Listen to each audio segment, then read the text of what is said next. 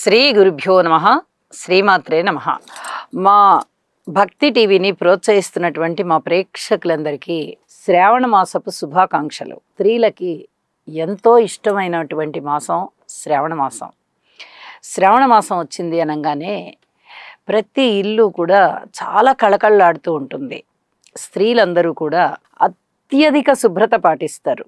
అంటే ప్రతిరోజు మనము పాటించుకునేటటువంటి శుభ్రత కన్నా కూడా పండుగ రోజులు ఇంకా శుభ్రంగా ఉండాలి అని చెప్పి ఇంట్లో అంటూ ఉంటారు. మనం వింటూ ఉంటాము, ఆచరిస్తూ ఉంటాము కూడా.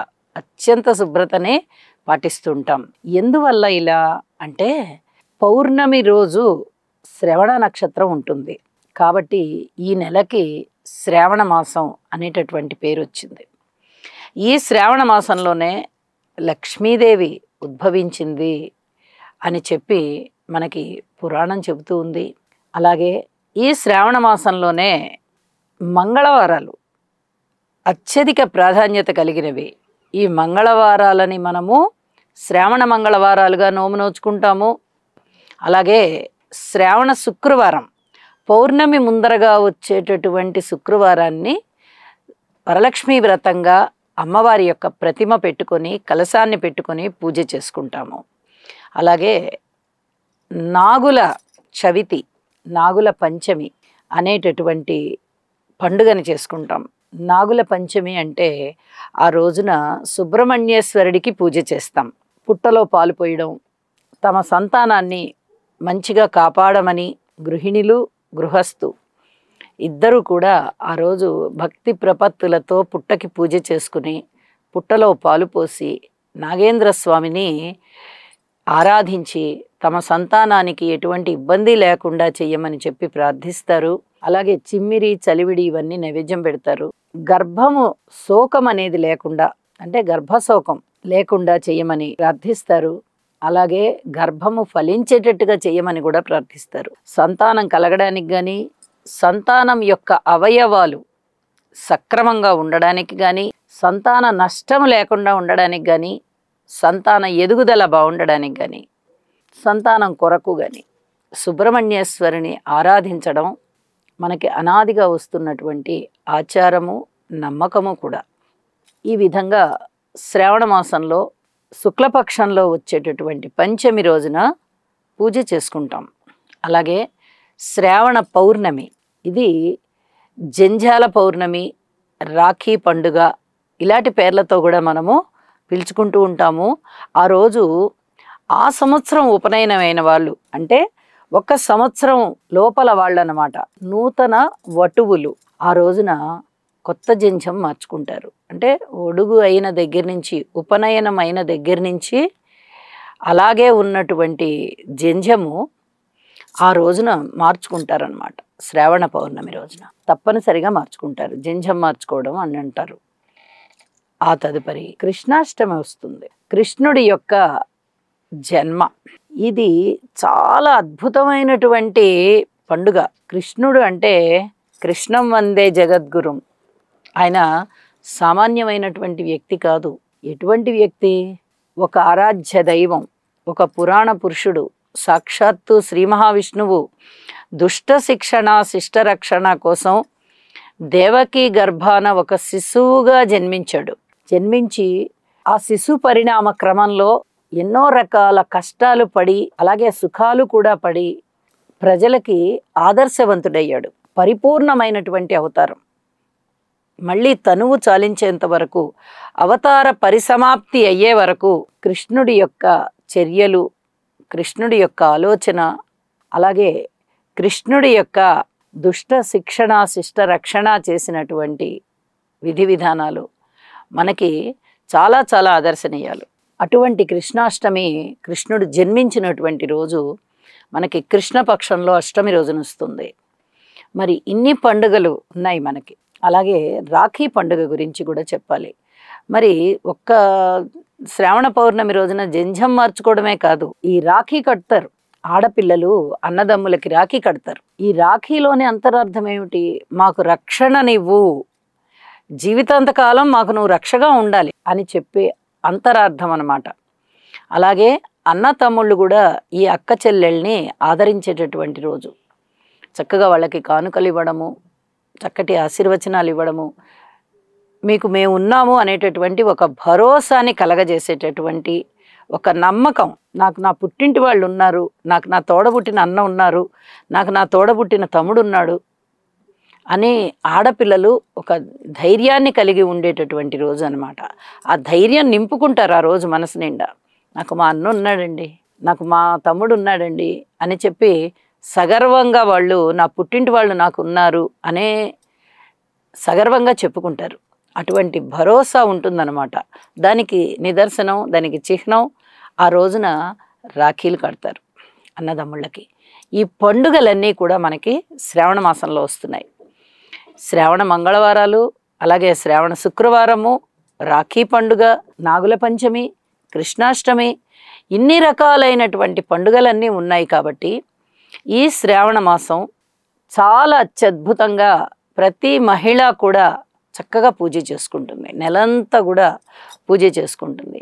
అసలు ఈ శ్రావణ మాసం పూజ చేసుకోవడంలోని అంతరార్థం, ఇన్ని పండుగలు వచ్చాయి కదా అంటే ఏ పండుగ ఆ పండుగే కదా మనకి. ఈ శ్రావణ మాసం అంతా కూడా లక్ష్మీదేవి కొలువై ఉంటుంది. ఎక్కడెక్కడ కొలువై ఉంటుంది? పసుపు కుంకాలలో, అలాగే పూలలో, గాజుల్లో, పూజలో, దీపంలో అన్నింటా ఆవిడ కొలువై ఉంటుంది. ఎటువంటి చోట ఆవిడ కొలువై ఉంటుంది? ఎక్కడ స్త్రీ కానీ పురుషుడు కానీ కలహించుకోని చోట.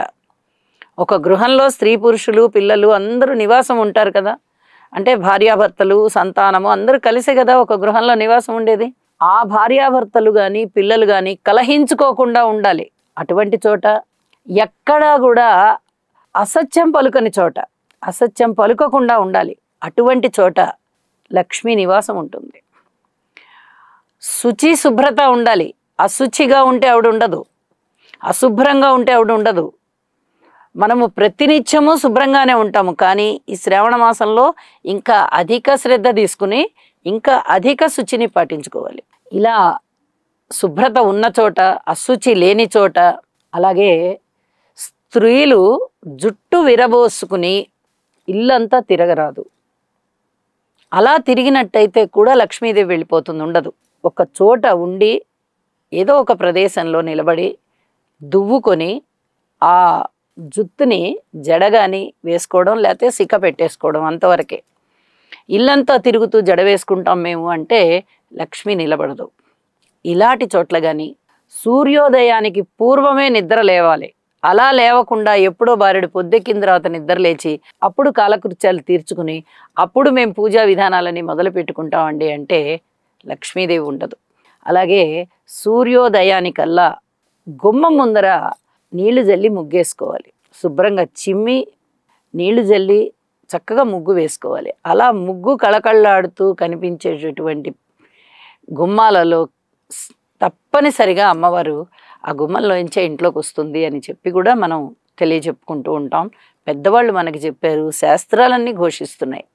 ఇలాగా ఇన్ని రకాలైనటువంటి లక్షణాలు కలిగి ఉండి అబద్ధాలు చెప్పకూడదు, సత్యం పలకాలి, కలహాలు ఉండకూడదు, శుచి పాటించాలి, నిష్కల్మషమైన మనసుతో ఉండాలి, ప్రతినిత్యము దీపారాధన చేసుకోవాలి, దైవనామస్మరణ చేసుకోవాలి, సంతోషంగా ఇంట్లో స్త్రీలు ముఖ్యంగా సంతోషంగా ఉండాలి, వారి వారి యొక్క బాధ్యతలని వారు సక్రమంగా నిర్వర్తించాలి. ఇది చాలా చెప్పదగిన సూచన.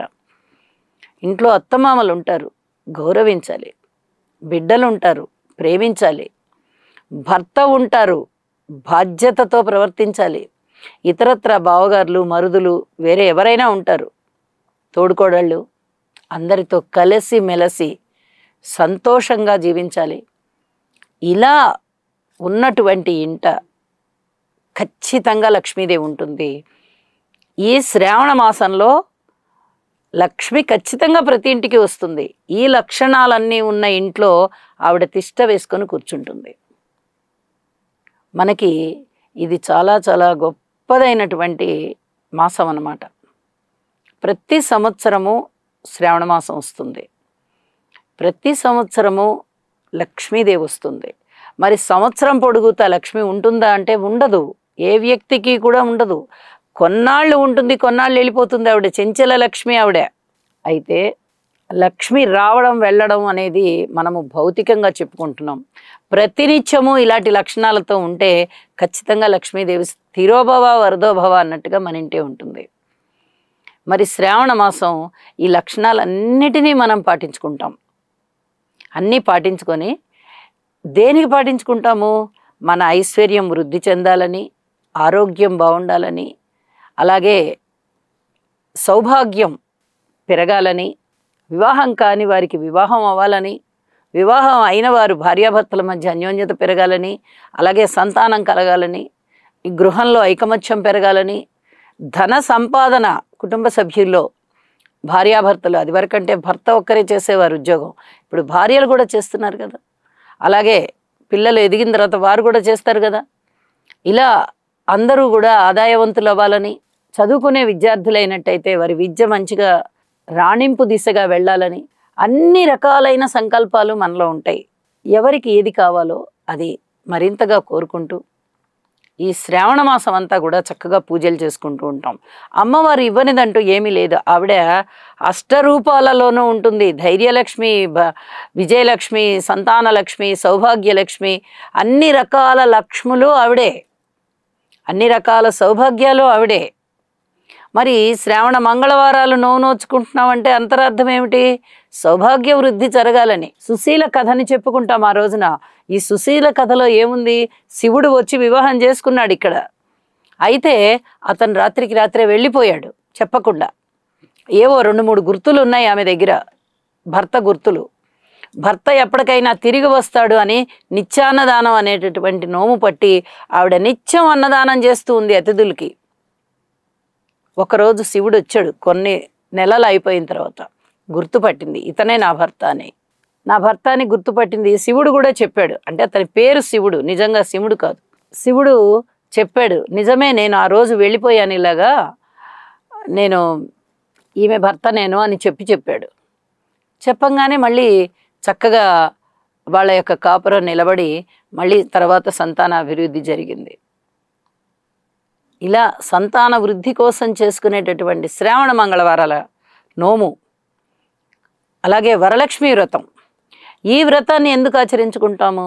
చారుమతి, కుండిన నగరంలో నివసిస్తూ ఉన్నటువంటి చారుమతి తన యొక్క భర్త, అత్తమామలు, తన యొక్క బిడ్డలు అందరితోనూ చక్కగా గృహంలో నివసిస్తూ ఎంతో భక్తి శ్రద్ధలతో భగవంతుడికి, అమ్మవారికి పూజ చేసుకుంటూ వినయ విధేయతలతో పెద్దలని సేవిస్తూ ఆమె భర్తని ఎంతో అన్యోన్యానురాగాలతో చూసుకుంటూ, బిడ్డల్ని ప్రేమతో చూసుకుంటూ ఆవిడ జీవనం చేస్తూ ఉంది. ఈవిడలో ఉన్నటువంటి ఈ మంచి లక్షణాలకి లక్ష్మీదేవి సంతృప్తి చెంది, నేను నీకు శ్రావణ మాసంలో పౌర్ణమికి ముందుగా వచ్చే శుక్రవారం నాడు నీకు అన్ని రకాలుగా వరాలు ఇస్తాను, నువ్వు పూజ చేసుకో ఈ విధంగా అని చెప్పింది కలలో కనిపించి. ఆ కలని, ఇది ఇంత అద్భుతమైన కళ వచ్చింది అని చెప్పి ఆవిడ అందరికీ చెప్పి, అత్తమామలకి, భర్తకి, బంధుమిత్రులకి అందరికీ చెప్పి చక్కగా శ్రావణ మాసంలో పౌర్ణమి ముందుగా వచ్చేటటువంటి శుక్రవారం నాడు అందరితో కలిసి పూజ చేసుకుంటే వరలక్ష్మి సాక్షాత్తు అనుగ్రహించింది. ఎందువల్ల అనుగ్రహించింది? ఒక సాధారణ గృహిణి అయినటువంటి చారుమతిని ఆమె అనురాగంతో ప్రవర్తించింది, పెద్దలని సేవించింది, భర్తని గౌరవించింది, బిడ్డల్ని ప్రేమించింది, బంధుమిత్రుల్ని ప్రేమించింది, అందరినీ సమభావంతో చూసింది. తన యొక్క పాత్ర ఏమిటో చక్కగా గృహకృత్యాలు నిర్వహించుకోవడంలో ఎక్కడ విసుగు విరామం లేకుండా చేసుకుంటూ వెళ్ళింది. సత్ప్రవర్తనతో ఉన్నది, అమ్మవారి పట్ల అత్యంత ప్రేమతో ఉన్నది. ఇవన్నీ కూడా సాక్షాత్తు లక్ష్మీదేవికి ఇష్టపడే లక్షణాలే. కాబట్టే లక్ష్మీదేవి ఆవిడ్ని అనుగ్రహించింది. స్త్రీలు ఇలా ఉన్నట్లయితే ఖచ్చితంగా లక్ష్మి స్త్రీలని అనుగ్రహిస్తుంది అని చెప్పడమే ఈ చారుమతి కథలోని సారాంశం. మరి ఇంత గొప్పవైనటువంటి పండుగలు, పూజలు, వ్రతాలు, నోములు అన్నీ కూడా శ్రావణ మాసంలోనే వచ్చాయి. అన్నీ కూడా లక్ష్మీ అమ్మవారికి ఇష్టమైనటువంటి మాసాలు, లక్ష్మీ సాక్షాత్తు కొలువై ఉండే మాసాలు. కాబట్టి లక్ష్మీదేవి పూజ ప్రతి స్త్రీ చేసుకుంటుంది. భక్తి ప్రపత్తులతో చేసుకుంటుంది, అత్యంత శుచి శుభ్రత పాటిస్తూ చేసుకుంటుంది, తనకి చేతనైనట్టుగా చేసుకుంటుంది. సాటి ముత్తైదువులకి కాస్త పసుపు కుంకుమ గాజులు పువ్వులు పంచిపెట్టుకుంటుంది. శక్తి మించి ఎవరు చేయమని చెప్పట్ల, భగవంతుడు కూడా చెప్పడు. అప్పు చేసి చేయమని, లేకపోతే ఇంకేదైనా భర్తనో అత్తమామలనో డబ్బు ఇవ్వండి అని పీడించి తీసుకుని ఇలాంటి దాన ధర్మాలు చేసేటటువంటిది ఏ భగవంతుడు మెచ్చుకోడు. మనకి ఎంత ఉంది, మనకి 10 రూపాయలు ఉంది, 1 రూపాయి దానం చేసుకుందాం. అమ్మవారి పేరుతో చక్కగా పసుపు కుంకుమ అర్పించుకుంటూ, ఆ పువ్వులు గాజులు నూతన వస్త్రాలు ఏవైనా అలా అర్పించుకుంటూ అమ్మవారికి పూజ చేసుకుని ఆ ప్రతిరూపంగా సాటి ముత్తైదువుల్ని భావిస్తూ ఇవన్నీ ఇచ్చుకున్నట్టయితే ప్రతి ఇంట ఐశ్వర్యం ఉంటుంది అని చెప్పి తెలియజేస్తూ, ఈ శ్రావణ మాసంలో ఇన్ని రకాలైనటువంటి పండుగలు ఉన్నాయి, ఇన్ని రకాలైనటువంటి వ్రతాలు ఉన్నాయి, నోములు ఉన్నాయి. వీటన్నిటినీ కూడా అత్యంత వైభవోపేతంగా మనము ఆచరించుకుంటూ అమ్మవారి యొక్క ఆశీస్సులు పొందుదాము. ఇంకా ఇంకా మన జీవనాల్ని సరళీకృతం చేసుకుని అభివృద్ధి మార్గంలో పెట్టుకుందాము అని చెప్పి తెలియజేస్తూ, సర్వే జనా సుఖినో భవంతు.